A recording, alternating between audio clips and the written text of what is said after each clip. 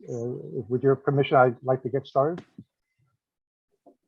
Oh, thanks, Jane. Let me make just a few comments. What this day reminds me of, and what a perfect day to have a meeting to discuss NATO and today's challenges. But I'm thinking back to 1989, being over there in Mons while the wall was coming down, and what had concerned us was Kaliningrad, that gave the Soviet Union that day access to the Baltic. And I was thinking of, as a cadet a few years ago, one of our professors was Brent Scowcroft.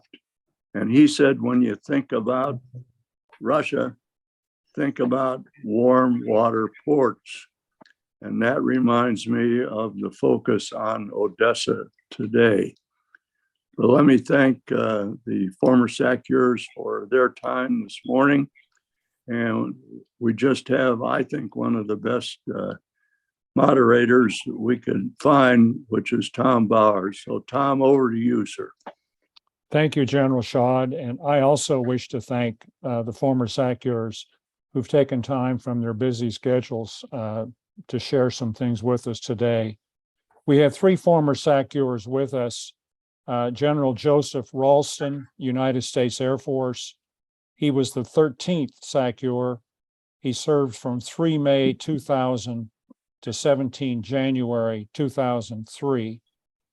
General Philip Breedlove, United States Air Force. He was the 17th SACEUR. He served from 13 May 2013 to 4 May 2016. And General Todd Walters, United States Air Force, he was the 19th SACEUR. He served from 3 May 2019 to 1 July of this year.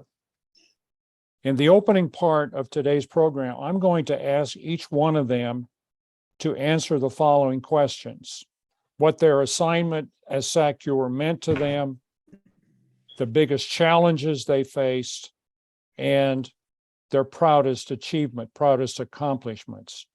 And I'll call on them in the order: General Ralston, General Breedlove, General Scaparrotti, and General Walters. When they finish that part of the program, I will ask them for comments about the situation with the alliance regarding Ukraine and other issues. And we'll follow that with your questions. Please remember to mute yourself unless you are asking a question. And our goal is to end this in 60 minutes. General Ralston, what did your assignment as SACEUR mean to you in your career? Was it something to which you had aspired? And also, please talk about what you recall as your biggest challenges and your proudest accomplishments. Thank you, Tom. Let me say at the outset that it obviously I was very grateful for the opportunity to lead the men and women of SHAPE. I did not ever aspire to that job. It's not something that I ever really thought about. I think I kind of focused on the job at hand at the time, and things happen, and I was asked to go do that, and so I was very grateful to have the opportunity to do it. During the early 2000s, 2000, 2001, 2002, 2003, was a pretty dynamic time in NATO. We had the operation ongoing in Bosnia. We had the operation ongoing in Kosovo. And we spent a lot of time with countries that were interested in joining NATO. And so let me talk a little bit about those. In Kosovo, for example, people don't realize how many nations we had that had troops in Kosovo. It wasn't just the NATO countries. We had 34 countries that had troops under our command in Kosovo. Countries that you normally wouldn't think about. Argentina, for example. We had the Finland, Sweden, who were not members of NATO, but were certainly great contributors to our operation that we had there. So I spent quite a bit of effort trying to make sure that all the nations had the support that they needed to do the mission that we had assigned to them. Bosnia, we were working very hard at the time to keep things under control, but reduce our troop levels in Bosnia because it was substantial that we had. And let me talk a little bit about the aspiring members.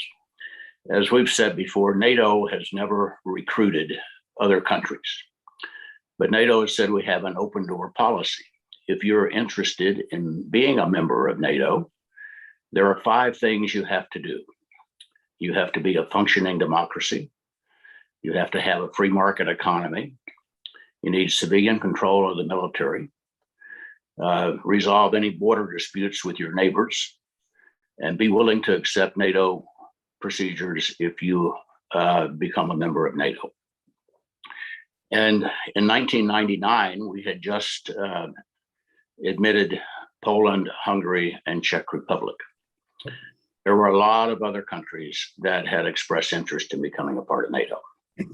And so I spent a great deal of my time going to all of those aspiring countries and trying to work with them to make sure that they could meet the criteria. And let me tell you a story, if I may, about one of those visits, because I think it comes back to some of the things that we may talk about later on. This was in 2001. I was in Estonia, and I had been lecturing the Estonians all day about they needed to fix some of their laws that would make them a better functioning democracy. For example, their Russian citizens were not allowed to vote. And I'm saying, if you are a functioning democracy, all of your citizens need to be able to vote. And the prime minister hosted a dinner for me at the end of the visit. And I was seated next to his wife, the first lady of Estonia, who was a lovely lady. And after a while, she had about all the lecturing from me that she wanted. And she says, let me tell you a story. She says, when I was 6 months old, the Russians captured my grandfather, my grandmother, my father, my mother, my 2 siblings, and me, and we were sent to a labor camp in Russia. They killed my grandfather, they killed my grandmother, they killed my father, they killed my mother, they killed my 2 siblings. And when I was 10 years old, they sent me back to Estonia. She says, some of us have issues with the Russians. You can take that and you can multiply that by millions. And it's a story that I will never forget. And I think about some of the things that are going on today in Ukraine. So that, I think, was probably the biggest accomplishment that I was proud of, was being able, at the end of 2002, we invited 7 countries to join NATO: Estonia, Latvia, Lithuania, Slovenia, Slovakia, Romania, and Bulgaria. And I think certainly NATO is stronger as a result of it. And I think you can see today why those nations so much wanted to be a part of NATO. Let me stop there.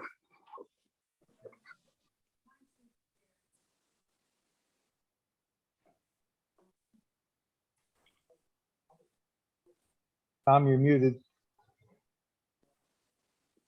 Tom, you're muted. All right, thank you, sir. And I'm going to turn now to General Breedlove, SACEUR from 2013 to 2016. What did that assignment mean to you and your career? Was it something to which you had aspired? And what were your biggest challenges and your proudest accomplishments? So thank you for having me, first of all, and it's good to be amongst 2 other great airmen who were SACEURs. Much like General Ralston, I had no idea and no aspiration about being the SACEUR.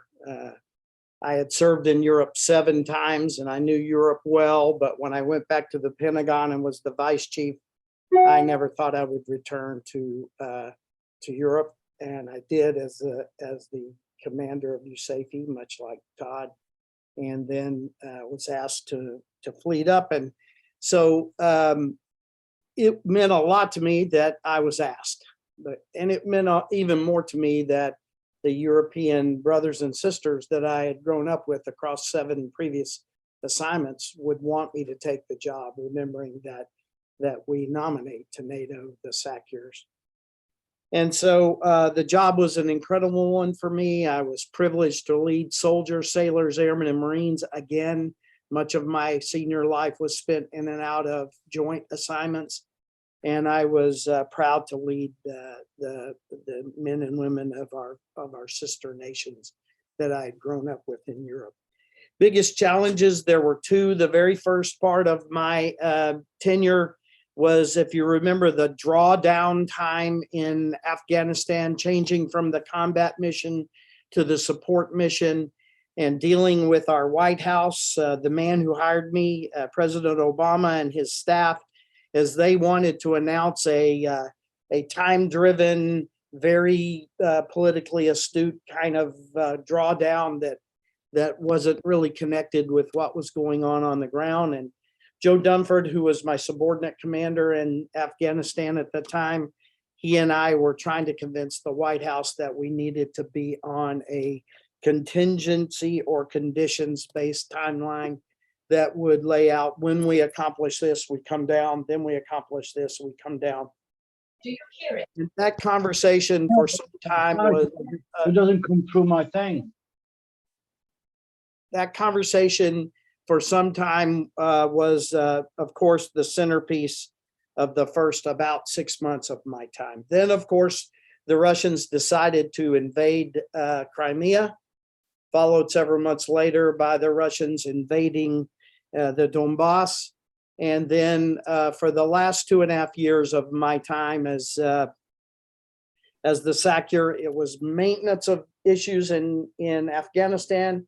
It was maintenance of our forces and issues in Kosovo, but it was primarily about how do we change NATO to be ready for Russia, once again, using its land forces to cross an internationally recognized border and invade a neighbor. And so I will just roll right from that to what I think are my proudest accomplishments.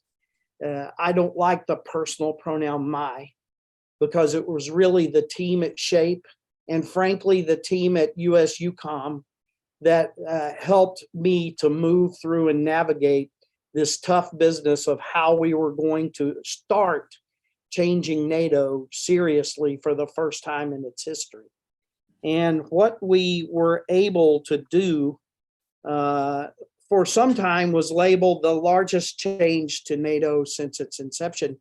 It isn't, because General Walters and others after me kept making the changes that were absolutely necessary to make NATO more responsive to the fact that Russia was going to use force once again on the Eurasian landmass to change international borders. And that was a big deal. And the explosion of people asking in my office, okay, Mr. SACEUR, what are you going to do? Was quite challenging. Having to help everyone remember that there's Article 3 before there's Article 5, and that we need to be focusing on both right now in order to prepare. And then watching what the nations decided to do to change NATO was just amazing. And they have largely moved out on that. And I think we'll talk more about that when we get back to Ukraine. It was an incredible privilege to serve with the forces of NATO. Thank you, sir. General Walters, you were SACEUR from 2019 until only a few months ago. What did that assignment mean to you and your career? Did you aspire to it? What were your biggest challenges and some of the accomplishments that you were proud of? Well, thanks, Tom. And first, I'll start out with Joe Ralston and Phil Breedlove provided me some invaluable lessons as I grew up in the Air Force. And I too didn't aspire to be SACEUR, whatever job I was currently in. I was always taught to continue to put one foot in front of the other and focus on your current duty title. And as long as you do that and you do some pretty good work, something good may happen. And lo and behold, one day SACEUR presented itself. And just as Phil said, when the request came, I saluted smartly and moved out. I would contend that the assignment meant a lot to me. And one of the things that shocked me when I first started was the incredible degree of historical continuity that existed between all of the SACEURs. When you get in the seat, you naturally read about your predecessors.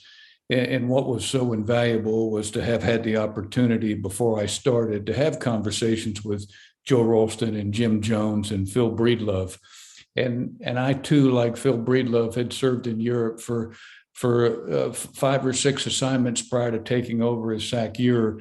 And I was very, very familiar with what Joe Ralston was doing, and extremely familiar from the Jim Stavridis to Phil Breedlove to Curtis Scaparrotti timeframe. And I was able to see, as I served as USAFE commander for 3 years prior to becoming the SACEUR, what some of the goals were. And it meant to me everything from the perspective of security. And I knew I had a responsibility to carry on the campaign momentum that was started with Joe Ralston and facilitated with Phil Breedlove to make sure that we continued to go the right direction. And I felt like, as Russia-Ukraine perked up towards the end of my assignment, that this was going to be another bold opportunity for all of us in SHAPE to be able to improve the security disposition of all of Europe, not just the Eastern Front, but certainly what was happening along the Western side. With respect to my biggest challenges, Iraq-Iran with NATO mission Iraq was a big challenge. The COVID pandemic not materializing and transforming into a security crisis was another big challenge. The drawdown in Afghanistan, coupled with the positioning of the refugees coming out of Afghanistan, and obviously towards the end, Russia-Ukraine. The comment that I would just make with respect to those challenges was the simple fact that having 30 is far better than not being part of the NATO alliance. And a common phrase that Joe heard many times and Phil just as many is, it's tough to fight with NATO, but you sure as heck do not want to commit yourself to a conflict without NATO. And once you get closer to the conflict phase of activity, that is where you start to really see the benefits of the power of a great alliance. And as we all know, NATO remains the greatest alliance in the history of the world, and I suspect that it will continue to be that way for a fair amount of time. The one challenge that was most remarkable to me that I just want to expand upon, that many people are shocked when I address it now that I've just departed, and that was actually the President Trump directed pullout of U.S. troops inside of Germany. And it was contentious for many reasons. And as we all know, what we saw and what we see in the news actually didn't reflect reality. And I would just want to comment to this group that my conversations through the Secretary of Defense, with the chairman of the JCS, with the National Security Council, all the way to President Trump, with respect to the iterations of how we would work that problem set of transferring U.S. troops out of Germany, the dialogue back and forth with the administration was very, very healthy. And what culminated was a far smaller demand signal from President Trump than was originally cast as a result of the good consultations back and forth. And the entire time we had those consultations, the objectives were very clear, and the purpose was to get the rest of Germany and Europe to adhere to the 2% GDP. And I would contend that today, as we look back on what Germany ultimately did as they got closer and closer to the realization of how challenging the Russia invasion of Ukraine was, when Germany finally crossed the line and jumped from 1.3% GDP to 3.1% GDP and committed to several very, very capable weapon systems. A lot of that had to do with the demanding customer activity that occurred from the United States with Germany during President Trump's timeframe. So when it was all said and done, there was certainly a silver lining inside of those activities, albeit luckily we never had to execute those because, as we all know, the Germans accommodate our U.S. soldiers, sailors, airmen, Marines, and Guardians to a degree inside of their country that is matched by very, very few. And I'll just close with the proudest accomplishments I would contend have to do with the people and the purpose of our alliance. To bring those refugees into Europe when they came out of Afghanistan, and to shake the hand of a 17-year-old girl from Afghanistan and realize that she's got a shot at life that she may have not had she remained in Afghanistan, was certainly worth its weight in gold. And on the initial stages of the Russia invasion into Ukraine, the degree of cooperation that Poland and several of the Baltic nations exhibited to accommodate folks coming out of Ukraine, what was miraculous. And to look into the eyes of a young 12-year-old Ukrainian and realize that they too have a shot at making it in life is certainly worth its weight in gold. And just to close out those proud accomplishments that I had very, very little to do with, but we, the collective team, did, I would contend that what Joe Ralston talked about in his discussions along the eastern portion of Europe and what Phil Breedlove talked about were incredibly causal to the accession of North Macedonia into NATO and what is about to occur with Sweden and Finland. Those are remarkable accomplishments. And to be an alliance that will soon go to 32 is going to be good for the world, good for Europe, and certainly good for our value system. So I'll cease there and thank Joe Ralston and Phil Breedlove for all they contributed over time. And I promise to both those gentlemen, I paid close attention to what you did during your time frame, and it was really, really helpful to everything that I embraced during my time frame. Over. Thank you very much, sir. I'd like to switch our attention now from the past to the present and even the future, and invite the three of you to comment on the current situation regarding the alliance, given the challenges in Ukraine, and also government changes in the United Kingdom and Italy. So back to General Ralston, please. Thank you, Tom. I don't want to pretend that I know what's going to happen in Ukraine. General Walters has been very closely associated with that. But I have to look and say, if I go back at the beginning, I quite frankly was surprised that President Putin did what he did with the invasion, because I thought his objectives was to split NATO, to split the US away from the Europeans. And if he invaded Ukraine, that would work in the opposite direction. And sure enough, he invaded Ukraine. And I would say NATO today is closer united than it has been in a long, long time.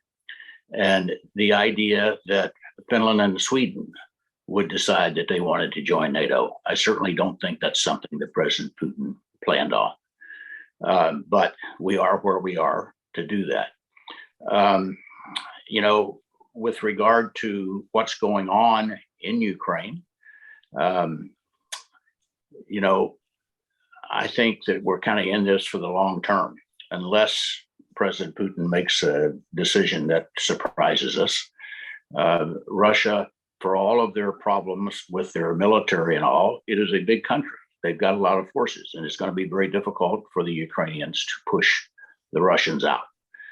At the same time, President Zelensky, I think, has done an outstanding job in motivating the Ukrainian people and in making the case to the other nations around the world.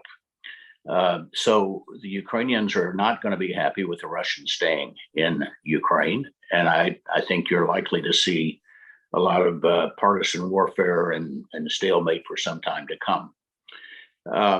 With regard to the other governments that you mentioned, the concern I've got is what happens this winter when the citizens in Germany get cold, and you're going to have the political things that the leadership's going to have to deal with.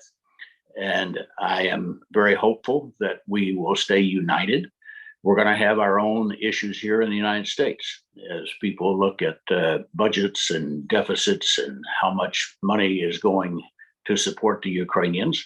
I think there will be probably a pretty robust debate about that.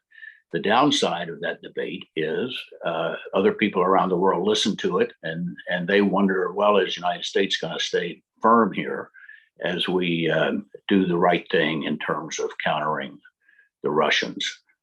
So far, I've been extremely pleased with the performance of the countries in NATO.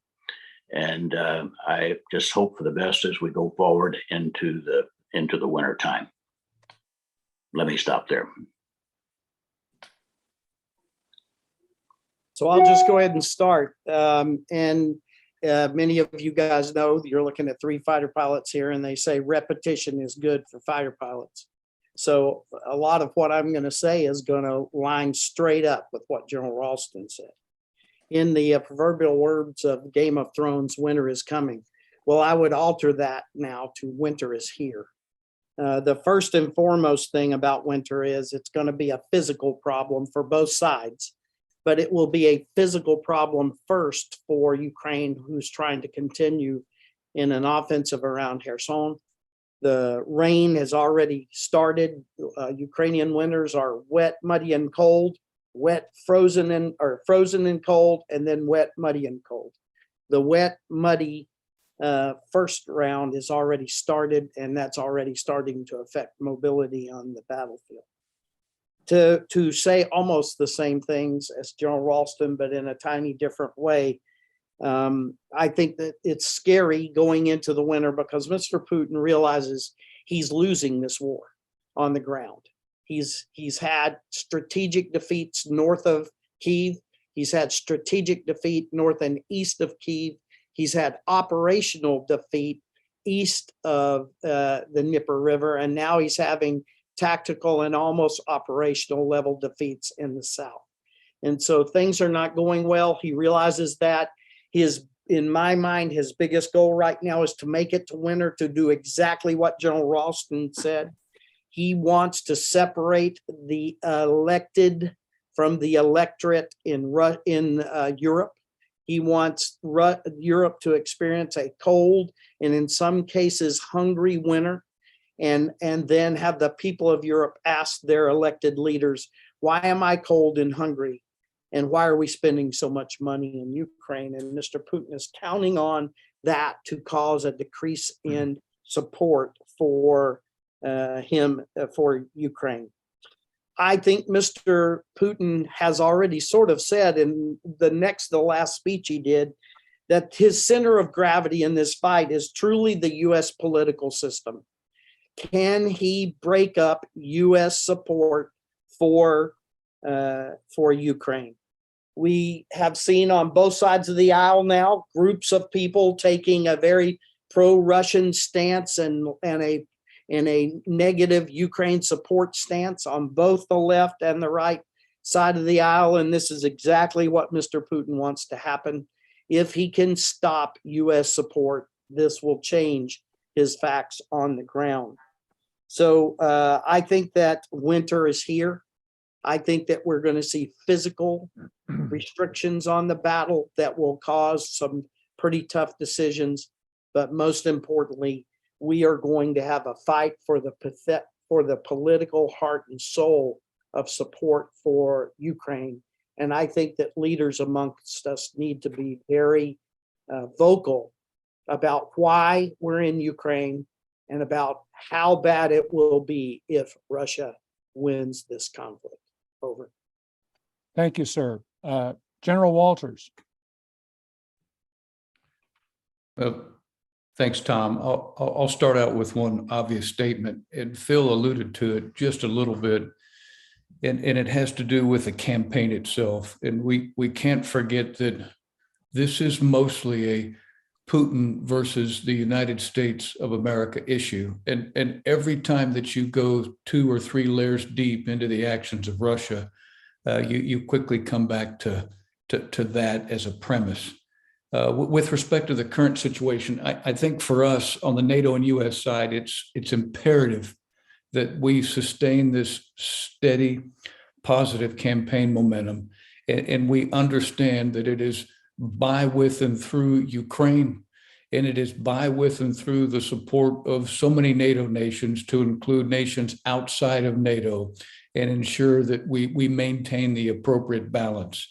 And as Joe and Phil alluded to, the steady, positive US commitment is a must, because as a United States, if we grow slightly timid in the knees, as we've all seen many times before, the nation's habits haven't changed. They will grow timid as well. And I'm proud to report, up until the time that I left, and I think General Cavoli is experiencing the same thing, and Joe alluded to it, what Putin did certainly emboldened the NATO involvement into the conflict. And that steady, solid involvement has continued to sustain. I don't see it weakening, and it's not because of the very, very active and vigilant participation on behalf of the U.S. with respect to support to NATO and support to other nations who are supporting Ukraine to be effective. Just a couple of small things that are a little bit nuanced from what we've seen in the past. We certainly cannot allow Russia to win. And part of not allowing Russia to win is to take a look at what Putin could do as we approach winter and are in winter, with respect to the cold being a weapon system of his against Europe. We have to be prepared for the left and right buoys of worst case, best case of Putin's actions based off those parameters as we approach the wintertime, and make sure that we continue to stick to the basics.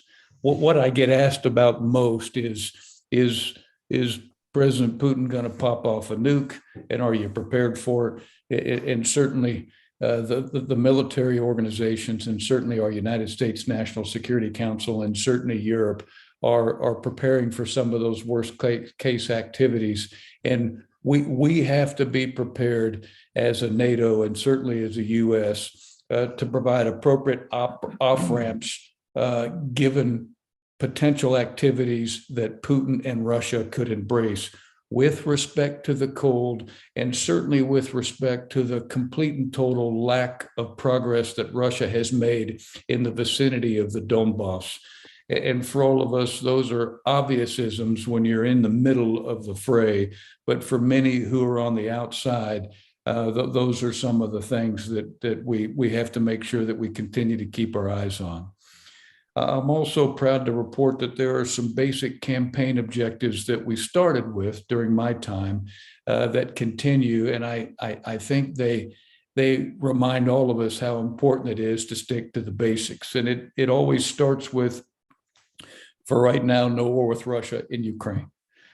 Keep NATO united and support Ukraine. And from the moment that this started to the present, I would contend that with every single action that we embrace from a NATO perspective, a US perspective, or those nations outside of NATO that are supporting the cause, sticking to those basic objectives is very, very helpful to keep yourself aligned to achieve success, coupled with some of the things that Joe mentioned and Phil mentioned with respect to the nuances of Putin using the cold as a weapon system against Europe, and also us being prepared as a US and NATO to work with all the other nations to be able to have a response in the event that Putin does something really drastic with respect to his his response options. And I'll stop there. Thank you, sir. The rest of you have been waiting very patiently for about 35 minutes now. So I will open up, we'll open up now to questions. You have had your microphones off. Please be sure to turn them on. General Shaw, would you like to start with the question first? Yeah, let me ask the SACEURs. There's nothing like hearing from people who have been there and done that. Do they see NATO's progress and intentions are sustained under the present leadership? Let me jump in if I may, and I would like to be the first to say I think Secretary General Stoltenberg has done an outstanding job of keeping everybody together. He is an extraordinary leader, and I'm very proud that we have had him. I know he got extended, probably wasn't counting on that, but I'm very thankful that he agreed to stay on during this critical time for NATO, which reminds me of something. General Shaw, you were Chief of Staff at SHAPE, and my father-in-law, General Doherty, was Chief of Staff at SHAPE. And General Doherty used to tell me that every paper that came across his desk started with the same sentence: at this critical time in the history of NATO. Still there today. I'm very leadership that Secretary General and General Walters and now General Cavoli are exhibiting to keep NATO together. I'll just add to that. I'll say that Jens is absolutely superior. I worked with two Secretary Generals. They were both great, but they were very, very different. And Jens was an incredible partner as we took on the initial changes going into the Wales conference following the first invasion. So I think one of the things that we need to celebrate is from Wales all the way through to the most recent summit, we've made some big changes to the readiness and the responsiveness and the capability of NATO forces. And as NATO does, and this is not a criticism, but as NATO does, they're often a little quicker, although that's not totally true, but they're a little quicker to make the promises. And then it takes some sustained time to actually fill in those promises with capabilities and actual readiness. And so I think one of the things we need to celebrate is what we've decided to do, but what we need to do is bring some discipline to accomplishing the things that we have promised across these summits. And I would just make one example. In the very first Wales summit, when we put the first US and then NATO forces forward in the what are now called the frontal nations, we said we were going to do these things called enhanced battalions. And what we have done well is get the battalions in. What we have done less well is the enhanced part. When we said enhanced, we were talking about heavy artillery support, heavy air defense support, heavy aviation support, and heavy surface to air defense capabilities. And even now, those promises in Wales are not fully prescribed. So I would just say that, again, we need to celebrate that good things are happening, but we need to bring a little discipline to now seeing through the promises like 30, 30, 30 and others that we have made along the way. Over. General Walters, do you want to add anything? Just real quick to piggyback a little bit on what Joe and Phil said. Again, Secretary General Stoltenberg is a 10th wonder of the world. Just as Joe characterized, I don't think he was intending to extend for a full year. And it was just one more revelation of his patriotism to do so.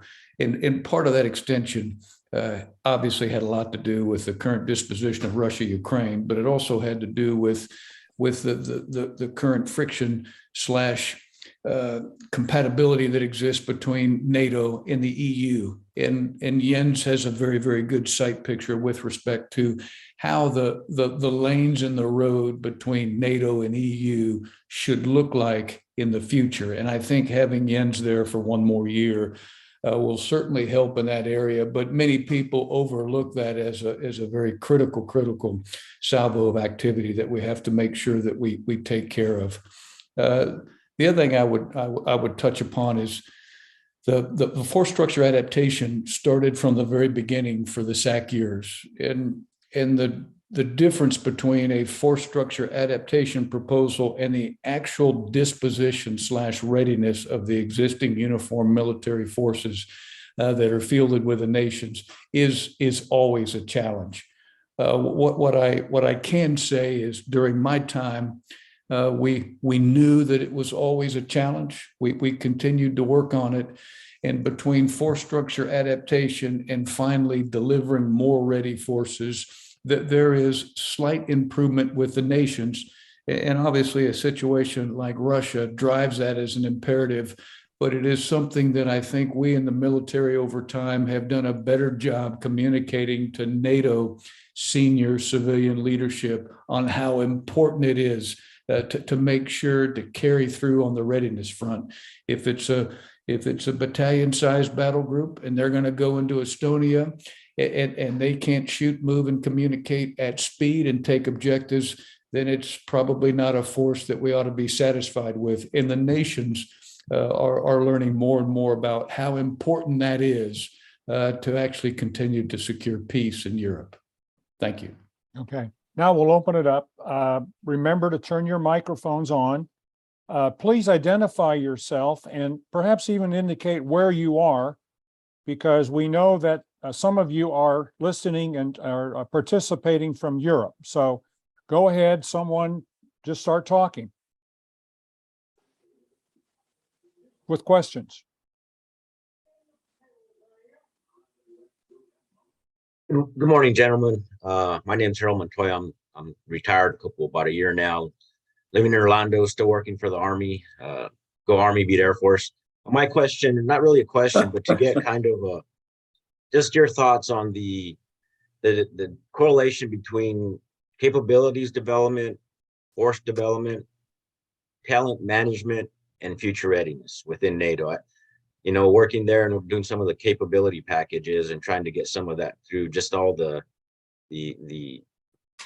past to get that done was incredibly, it took time. And just to get your thoughts on that would be very interesting. Thank you. I'll take first shot at that. And you asked really like 4 different questions. So readiness, I think people often forget that readiness is more than buying new stuff. It's about investing in your troops and your formations and exercises, etc. And so the purchasing of current readiness through training and exercises is sometimes lost in the shininess of buying new kit. New kit is important. Fixing the kit we have is important. Exercising our people is important. And I got to tell you, this human capital thing, I'm so glad you brought that up. It is way often forgotten. And trying to raise the right kind of leadership in the nations and in our own nation is incredibly important. The kind of people that well, just let me give you an example. Major General Nico Chuka leading the Army when I was the SACEUR and then becoming the Chief of Defense in Romania and now the Prime Minister in Romania. This is an example of success, of an amazing human being that did a great job during a hard time in a country that was hard pressed when Russia was looking to rush to their border along the land bridge, etc. And now we see a man who is trusted by his nation and a nation that has been challenged with corruption issues in the past, but a man that is trusted by his nation coming from the military ranks that rises to lead the nation. This this is what we need in our human capital development. And even in the middle of wartime, we cannot stop sending people to schools. And I think we need to keep bringing people to our Western schools in England, in the United States, France, and other places, so that we can share that capital. I'm sorry I went long, but there was a lot there. General Ralston or General Walters, anything to add, or should we go to the next question? Well, if I could, this is Todd Walters. First of all, go Air Force, beat Army. I'll make sure I get that out. A little bit of an aside to what Phil said. One of the areas that we have to continue to improve upon is strategy to plans to requirements to effects to man, train, and equip of human capital, hardware, software in the battle space.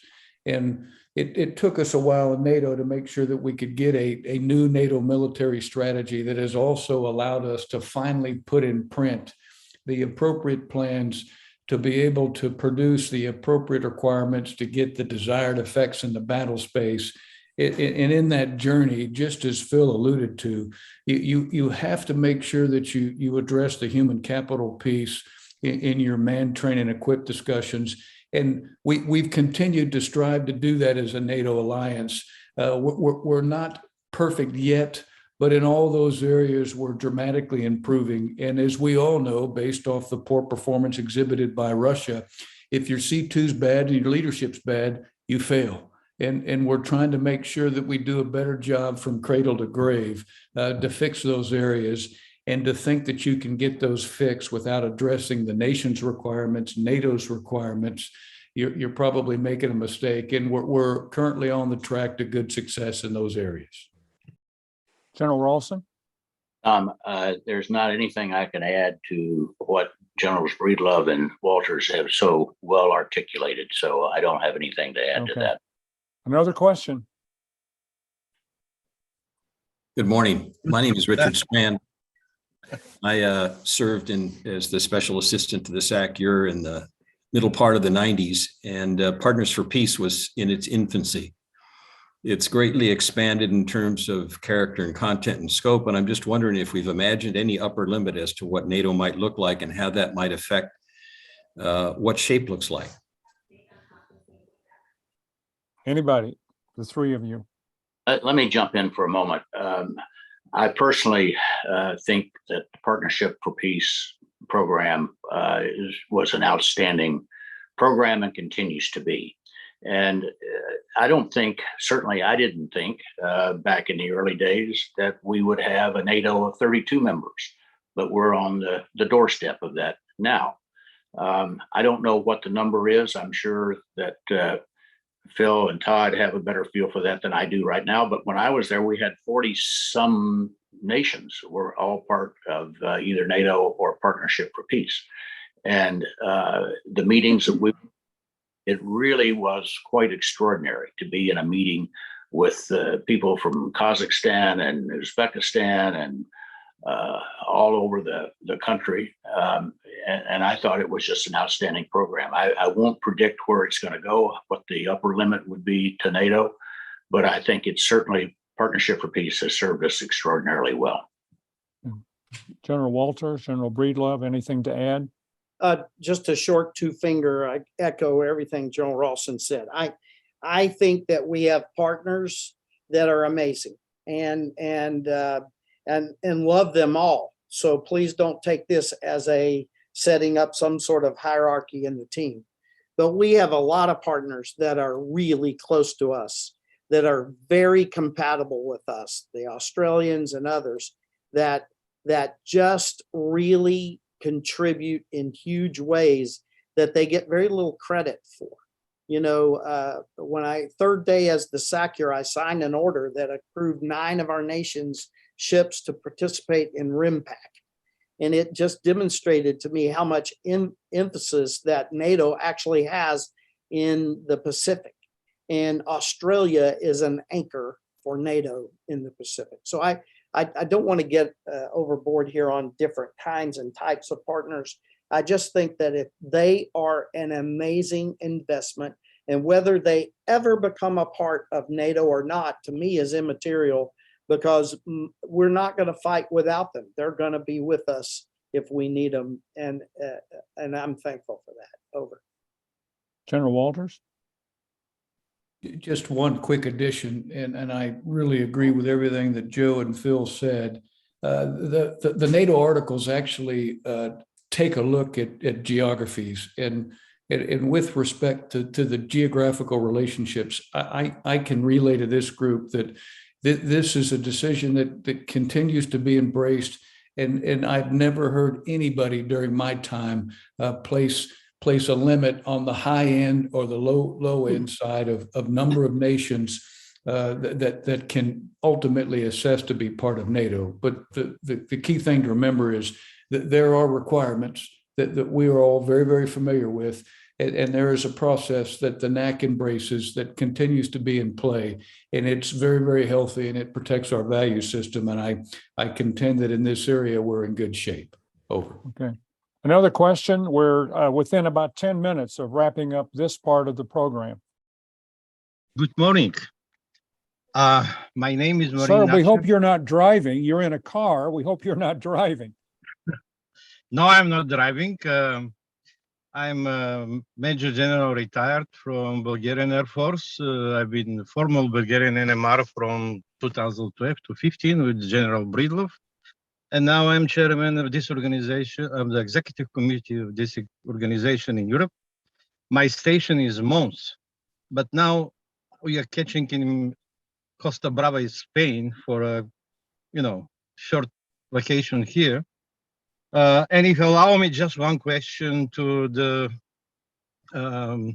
SACEURs, from their perspective, how they see the strength of NATO southeastern flank of the organization. Thank you. Okay. Who wants to tackle that first? Let me jump in there if I may.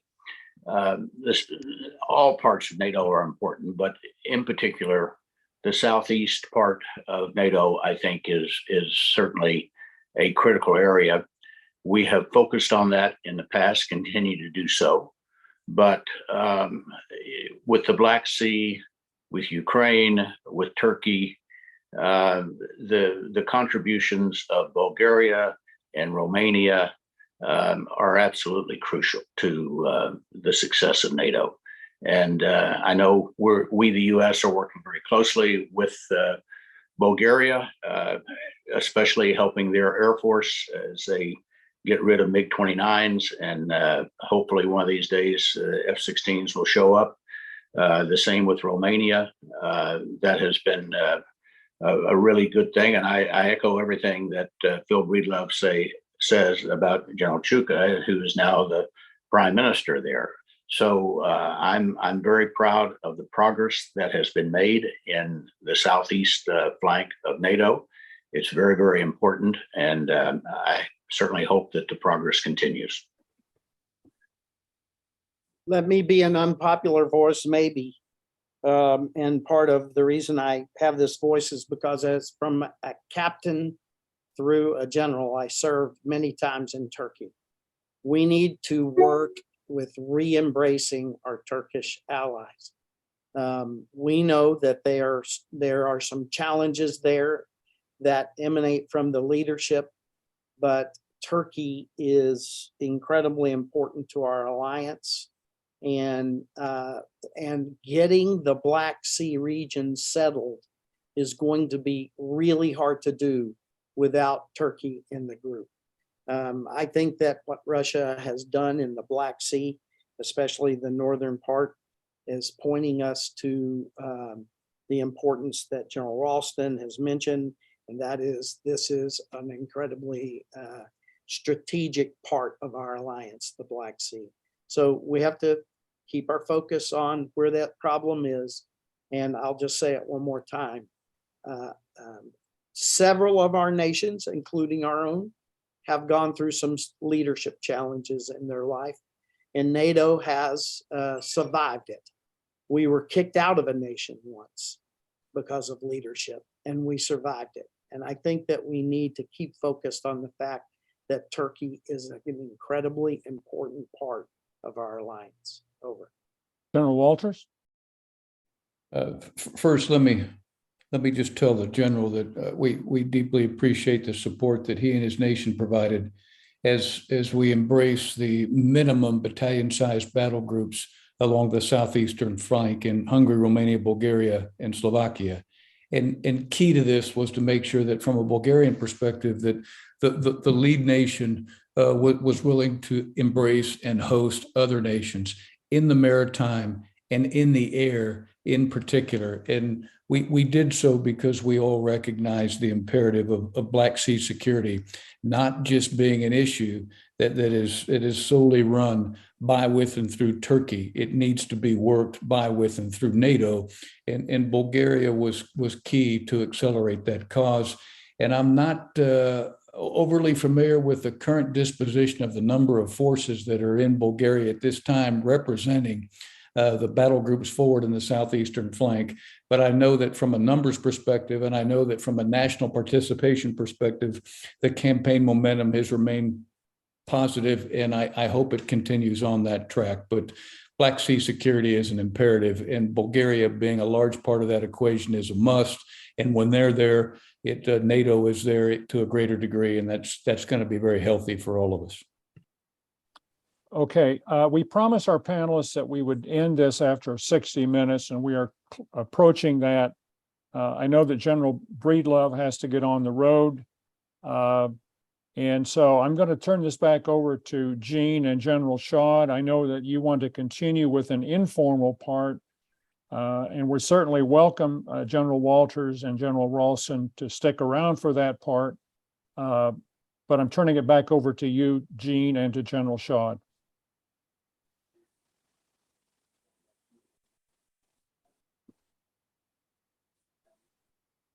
Cannot hear you, Gene. I was on mute too. Okay. All right. Thank you, Tom. Excellent presentation, panel discussion. Let me ask General Shaw to do the wrap up, and then I'll have some closing remarks. General Shaw, over to you. Right. I thought the remarks were on track, and they took us through the transition from the NATO of 12 to the NATO of, as we bring in new nations, just makes so much sense. And to talk to the leadership that made that happen was very useful. A couple of things that I would like to add. One is the problems with a conscript force. I think we see that with the Russians, in that their NCO corps has not been developed. And I think one of the great things that we have done well in the United States is to develop that NCO corps. A good friend of mine was Colin Powell, and we were visiting him in the Pentagon, and we said, now you're Secretary of State, what do you miss most? And he said, very frankly, my non-commissioned officers, who not only do what you tell them, they do what you meant. And there's a lot of development that can take place within an armed force. And we're witnessing today the shortcomings of the Russians, if you will. But I thought this was a wonderful discussion, and we could probably continue it on into the week. But at any rate, thank you very much to people that posted this, made it happen. And Tom, thank you so much for your moderation. It was good. No, thank you. And thanks to our panelists again for your candid remarks and your time. Gene? Thank you, Tom and General Shaw. Excellent. As the chairman of the U.S. chapter of SOA, this panel makes me think about what value that SHAPE and SOA brings to our nation and our colleagues and our allies. And I want to personally thank the three SACEURs who are here today to give us their perspective. Excellent presentations and discussion on topics that are very important to us. I reflect on the recent volumes of the history of SHAPE that I've read just recently. They're starting to be declassified. and talks about the formation of NATO and SHAPE and how General Eisenhower set up things. I see that in the image of all the comments that were made today by the former SACEURs, what we've done, what you have done to continue the history and the legacy of that venture that started in 1952 and 51 and 52 and where we are today. So I'd like to say thank you to all the participants, both the SACEURs as well as the SOA members who joined us today, both from the US side as well as the European side. I think we've established a good pattern here with Tom, with you moderating these panels. We had the history of SACEURs earlier this year.